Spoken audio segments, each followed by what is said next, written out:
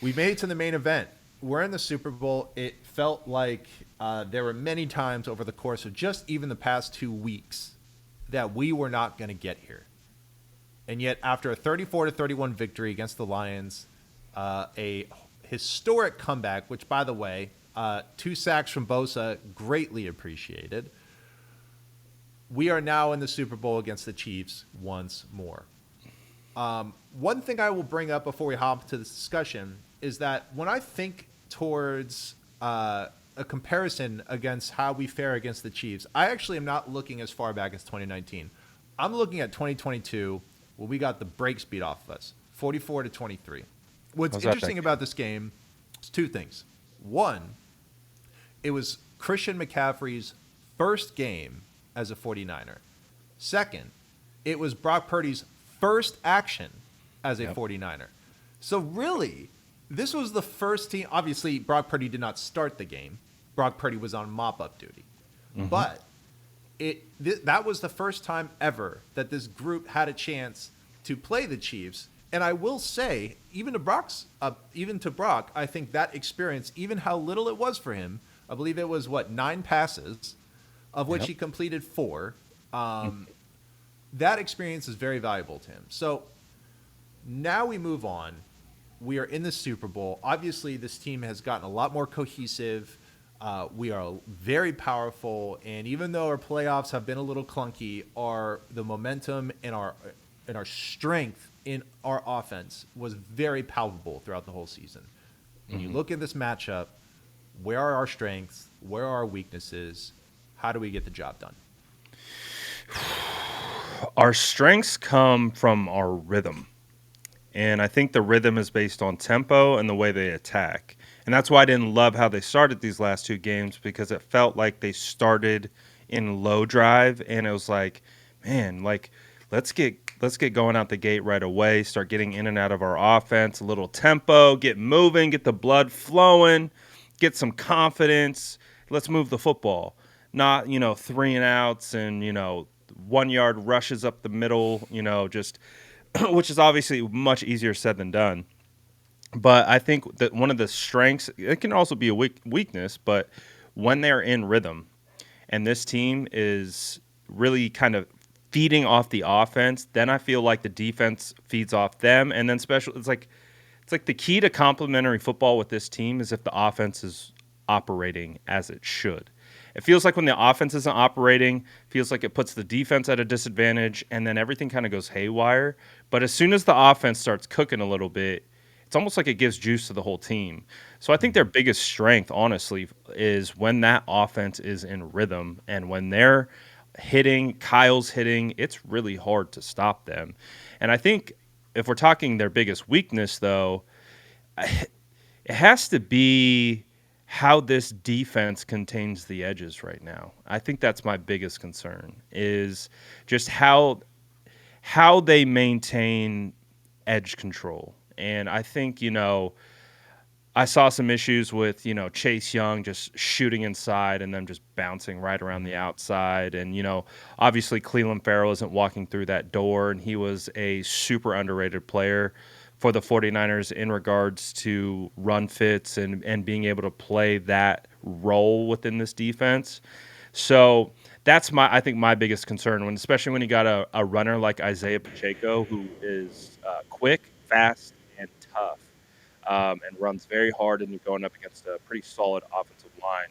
So I would say containing the edges and just kind of playing to your keys. When I watched that first couple drives against the Detroit Lions on defense, it just felt like they were constantly out of position, and it was just like it was a little bit concerning. And then obviously they were able to get it together in the second half, but you got 60 minutes. You don't have 15 minutes to get it figured out in this game against Patrick Mahomes. You got to be ready to roll. So the biggest thing again, rhythm, sense of urgency, play to your keys, play to your role, and if they do that, they should be in a good spot. Certainly. And in a sense, I almost feel like I'm hoping for a Freaky Friday scenario where our postseason version of ourselves becomes our regular season version of ourselves, and the regular season version of the Chiefs becomes the postseason version of the Chiefs. I know as far as their exactly. offense is concerned, they've scored 80 fewer points in the regular season than any other year in the Mahomes era. Their offense was less potent, like quantifiably less potent. Now, their defense made up some of that difference. Credit to the front office. They were able to sort of still find a way to balance everything out. Their defense, by the way, I believe it was the second best in points allowed during the regular season. So we love to score 30 points a game. We'll see. A little bit of a different defense than we faced in 2019 as well. I mean, this is a defense that was able to hold the Dolphins, the Bills, the Ravens to, I believe, total of 41 points cumulatively between all three of those teams. And all three of those teams were teams that we thought could just put up 50 points in any given moment. The Dolphins put up over 70 at one point, right? Yeah. That is a defense we did not face in 2019. But the offense is a different story if we can remind them who they were in the regular season. I think that's going to come from pressure. Luckily, the way that we run our defense, there was a great article by Connor Allen on 4for4.com. I got to give him credit for this. He broke down that against a four-man rush, which we do often, and with zone defense, which we do often, 10 of 14 of Patrick Mahomes' interceptions have come from that style of defense. Interesting. So Nice nugget. I thought so too. That's why I wanted to make sure I gave him credit so I didn't look like an asshole. That means he threw over 70% of his interceptions against this style of defense. I'm sure this is something that Steve Wilkes knows. And I'm sure this is something that Steve Wilkes will hopefully find wrinkles in to make sure that just when Patrick Mahomes thinks that he knows what he's thinking, that he has been outthought.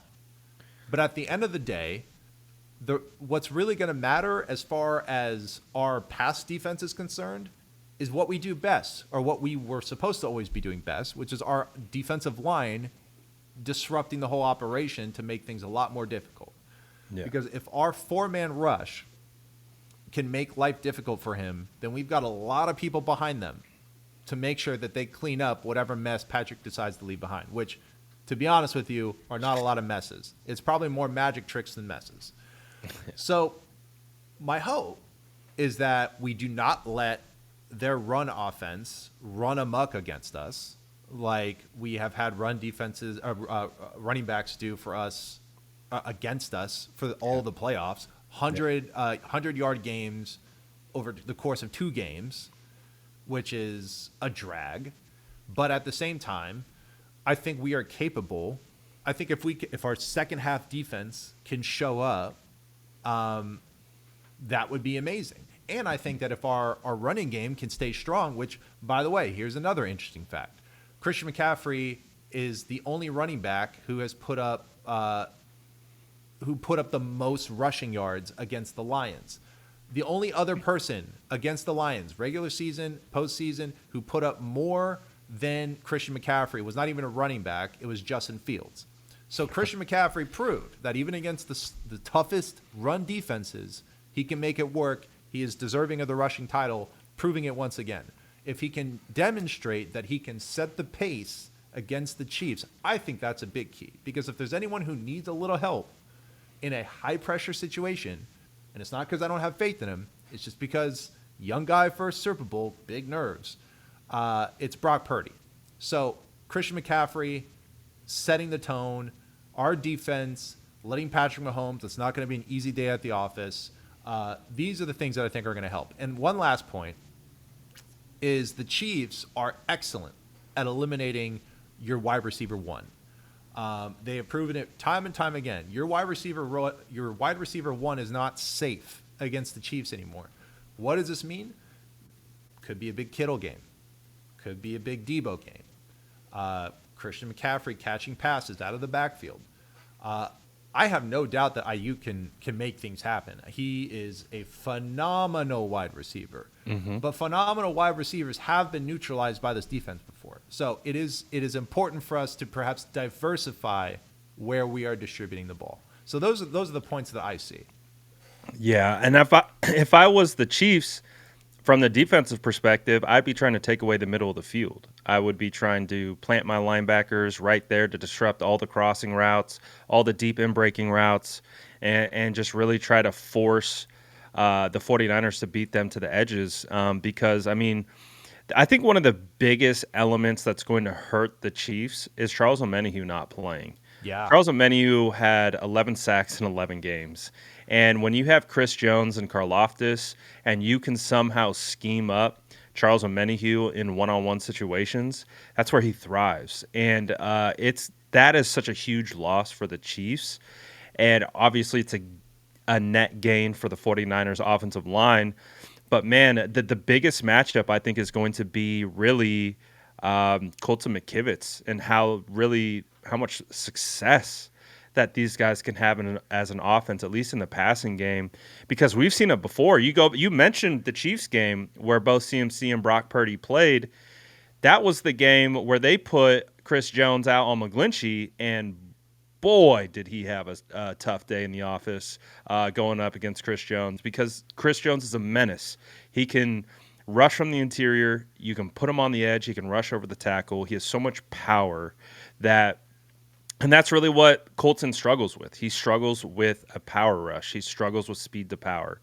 And so it's going to be very interesting to see, do they keep George Kittle in to chip? Do we try to keep Christian McCaffrey in for an extra chip as well?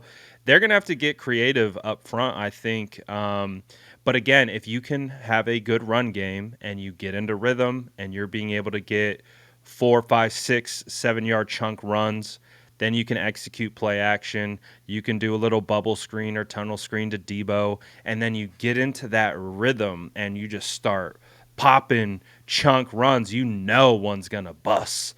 You know one's going to pop. And that's ultimately what I think they need to do. If they don't get into that rhythm, that's where you're like, ooh, we can't stall. And that's where I think the pressure goes on to Purdy to then be like, I got to make a play. We're not getting the yardage we need. It's 3rd and 10. I got to make a play. And he's shown up big time in those moments. But again, this is an unknown. Just like, I mean, honestly, we know he'd been in an NFC Championship before, but we didn't see him finish it. So we got to be able to check that off. Yep. But he's still checking things off his list of what he can do, what he can't do. And biggest matchup of the year, Patrick Mahomes. I mean, there's pressure on everyone across the board. So it's going to be a stressful Super Bowl, I think. But I think it's one that I do believe the 49ers are capable of winning. But I think what we've made abundantly clear is that there are certain caveats that need to be met in order to get that ultimate 6th ring that has been eluding us. So they can do it. I believe they can do it. It's just they got to go on and execute. It's really as simple as that. 100. Why am I saying 100%? I got a sound. Yes, sir. Yes, sir. We got Clean Industry saying, love to see the live concurrent viewers growing, Sam. Hey, you know what? I owe a lot of this to my main man here, Grant. Graham brought on a lot of folks here. I really appreciate Graham for doing that. And if you want to know who I am, I'm Sourdeath Sam. Go ahead and check me out, youtube.com/Sourdeath Sam. But in the meantime, I got Graham in the house, dude. Brad motherfucking Graham. So, Brad, let me ask you something. What would you say, who do you think is going to have an MVP game? As far as all of these star-studded players on the 49ers, if we end up hoisting the Lombardi, Brad, who do you think is the MVP? I think it's going to be Purdy. I think if the 49ers win it and they beat Patrick Mahomes, it's gonna have to be hugely reliant on Brock Purdy's performance, just kind of like we've seen in previous weeks. Obviously, it's going to be a situation where I do think there's going to be other producers, but as we know, MVP is already heavily weighted towards the quarterback. I mean, think about the James White game. I think when Tom Brady won it with the Patriots, I think James White scored 3 touchdowns, absolutely went insane, and Tom Brady still got the MVP. I think it's one of these situations where if Brock Purdy can lead this team, get 2 touchdowns, no interceptions, I think that's all it takes. If he wins, I think that MVP is going home with him, and then it's like the ultimate redemption, right? Of all the talk all season that's been building, and think of how that would benefit the NFL to have Brock Purdy be the MVP for Mr. Irrelevant. Netflix is already writing the script for the movie. for Like sure. they're already doing it. So it's like it's either Patrick Mahomes becomes the new GOAT and is already right there with Tom Brady, or the one of the greatest Cinderella stories we have ever seen in sports history with Brock Purdy hoisting the Lombardi and the Super Bowl MVP at the end. So, I mean, the ultimate Cinderella story. I mean, obviously, it's total storybook narrative written up. And I think now that people have sort of accepted the fate that neither of the teams that they wanted Cinderella-wise made it, I think Right. that they may now be shifting their hopes and dreams toward a young Cole's Cash kid who just wants to make his dreams come true. Yes, sir. That's it. Yes, sir. Let me see. It looks like I don't know if this poll worked. Either the poll worked and everyone's thinking the same. Oh, okay, there we go. Everyone thinks. Oh, okay. People are thinking it's either Brock or CMC on the polls. So, We got a You're- live poll that actually Yeah. states in real time. do you like that? I love that. That's, Yeah, bro. you talk Come about on now. production quality. That's fantastic. Come on now. Yeah, who got third place? Let me see. It was Debo. Yeah, I honestly. me Ooh, get this back could be a Debo game though too.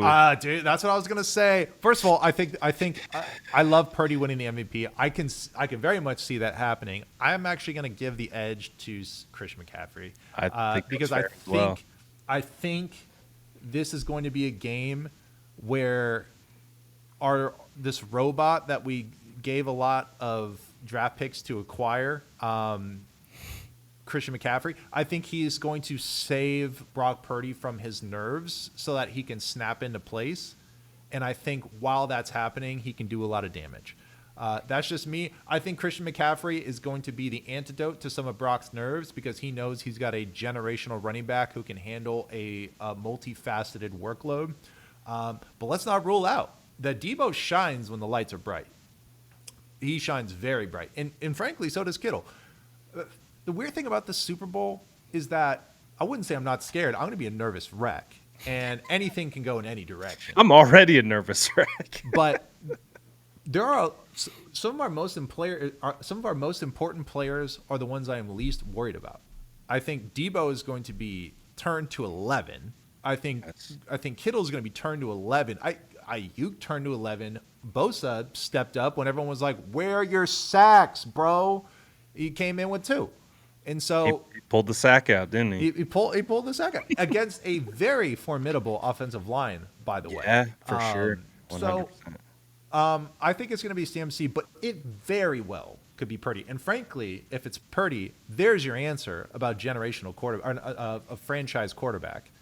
There's your answer right there. If he wins Super Bowl MVP, no discussion. We go from overthrown Super Bowl meme where literally every fucking Saturday, every Sunday or whatever, every time anyone wants to make a joke about something going wrong, it's Anytime a video of comeback Jimmy G walking drive out. needs to happen, you have the freaking Jimmy G walkout in the Super Bowl, or I don't the have huddle. this. I don't have the heart to see that happen to Purdy, and I don't think it will. I think if anything, he is more likely to end up on the right side of history. So we will see how this game goes, but really, really a little triggering for it to be the Chiefs, but that's okay. I think that's it was supposed to be this way so that the redemption can be even sweeter. I feel like a lot of this season has been kind of triggering, right? Because it's like every time we go 5 games in a row with the win, are dominating the league, and then lose 3 straight, and we're like, what the hell's going on here, man? And then we get out of the bye, and then we win like 6 straight, and then the freaking Ravens game happens, and it's just like now we're in the playoffs, and it's like nail biter after nail biter. Both those games, everyone thought we were going to lose, and somehow we pull it out. It feels like it's going to be a trauma-inducing game, but I just hope we come. I'm hoping and I believe that we can come out on top. But any given Sunday, you never know what the hell's going to happen, man. Exactly. And one of the most infamous moments from the end of that Super Bowl, George Kittle, I'm going to be back here with a motherfucking vengeance.